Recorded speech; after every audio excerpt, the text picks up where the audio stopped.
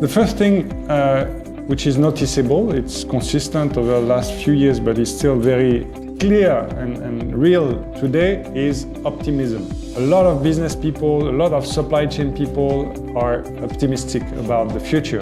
Consumers are also optimistic, so it may go together. But from a trend perspective, we have, in my view, three trends. The green trend, green supply chain needs to start. We need companies to move from marketing, green marketing, saying we do great stuff and try to use that as a more of a marketing argument than a real thing. So companies will have to demonstrate results in green supply chain and not just say we do great stuff, we have electric bikes and so on. So demonstrate green supply chain results would be a starting point next year. Today, 65% of the population is rural and 35% urban. Ruralites are utilizing the same digital platforms as urbanites are. However, the big difference is still income, but the big battleground moving forward is retail.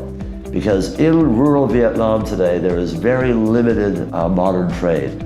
So this is where, especially for a supply chain, this is where the focus needs to be. It really is to drive into rural Vietnam with more modern platforms of retailing. If you can't do that, what you really need to focus on is the wet market, because the wet market is the hub for all distribution throughout rural Vietnam. Poised at the beginning of a very exciting time. Recently, the National Assembly has ratified the CPTPP, the Comprehensive and Progressive Trans-Pacific Partnership. It's about to get a free trade agreement with the EU that will be ratified soon, we believe, by the European Parliament. It is already implementing the WTO agreement on trade facilitation, which means taking out a lot of the red tape and bureaucracy that impedes the supply chain.